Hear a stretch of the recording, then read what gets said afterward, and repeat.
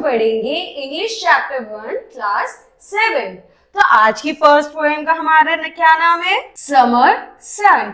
आज हम जो धूप है, जो सन है, उसके बारे में पढ़ेंगे कि पोएट जो है हमारा वो सन के बारे में क्या थॉट्स रखता है, क्या कहना चाहता है। Great is the sun and wide he goes through the empty heaven with repose, and in the blue and glowing days more than the rain he showers his rays. इसमें जो पोइट है वो ये कहना चाहता है जो धूप है, जो सूरज है, उसकी किरणें हर जगह फैलती हैं। हम जहां जहां जाएंगे वहां वहां उसकी धूप की किरणें फैलेंगी। जो धूप की किरणें, जो हमारा सन है, वो बिल्कुल ऐसे वार्म देता है, ऐसा आराम देता है जैसे कि हेवन हो।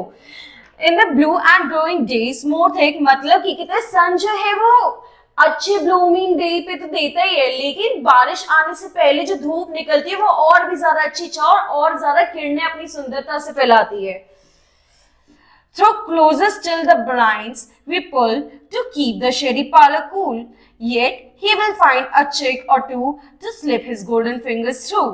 यहाँ पे जो पोएट है वो ये कह रहा है कभी कभी धूप इतनी तेज होती है कि हम क्या करते हैं उससे बचने के लिए पर्दा लगा लेते हैं, कई ऐसी जगह अपने रूम्स में कि जो विंडोज होते हैं उसे बंद कर देते हैं। बट जो सन है हमारा वो अपनी किरणें इस तरीके से फैलाता है कि एक जो पर्दा लगाने में भी जो थोड़ी सी स्पेस बच जाती है उसके थ्रू भी उसकी रेज आ जाती है। और वो जो सन है वो अपनी किरणें, अपनी गोल्डन, अपनी रेज, अपनी प्यारी सी किरणें फैलाने के लिए एक छोटी सी जगह भी उसके लिए काफी है। वो अपनी उस छोटी सी जगह से भी अपना जगह बना लेता है निकलने को। The dusty attic spider clad, he threw the keyhole market glad, and though the broken edge of the tiles into the ladder he loft smiles. इसमें जो पोएट है वही कहना चाहे चाहे कितनी भी चाहे वो एक स्पाइडर क्लैड हो, चाहे वो एक की होल हो, चाहे एक टूटा हुआ कांच हो या फिर कुछ भी हो, लेडर हो, जो एक सन है वो अपनी जो सुंदर किरणें है, अपनी किरणें, अपनी गोल्डन रेज है, वो कहीं से भी निकाल लेते हैं। चाहे की होल हो, एक छोटा सा छेद हो, उससे जो सूरज है उसकी किरणें वहां से भी निकल रही होती है। एक स्पाइडर जो होता है जब वो वेब बनाता है उसके अंदर से जो किरणें निकलती है सूरज की इतनी सी जगह से भी वो चारों ओर फैलाता है। चाहे एक टूटा हुआ एज यानी ब्रोकन एज ऑफ टाइल्स हो, उसमें से भी इतनी सी जगह पे भी, पतली जगह, वहां से भी जो सूरज की किरणें हैं वो वहां से भी फैला देता है।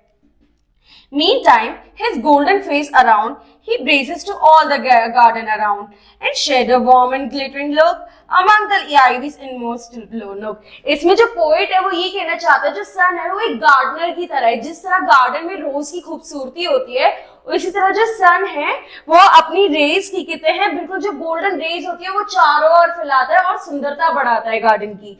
इसमें पोइट कह रहे हैं जो उसकी sheds a warm or glimmering look among the ivy inmost look, मतलब जो उसकी वार्मनेस है, जो उसकी ग्लिटरिंग रेज है वो चारों ओर इस तरीके से फैलती है, जो सुंदरता है उस जगह की वो और ज्यादा निखर जाती है। Above the hills, along the blue, round the bright air and footing true, to please a child to paint the rose, the gardener of the world he goes. यहाँ पे पोएट ये कह रहे हैं जब सूरज निकलता है तो जब माउंटेन्स में से उसकी किरणें आती तो वो जो माउंटेन है वो और भी ज्यादा सुंदर लगने लगता है। उसकी जो ब्राइटनेस एयर है, सूरज के साथ जो हवा चलती है वो और भी ज्यादा अच्छी लगती है।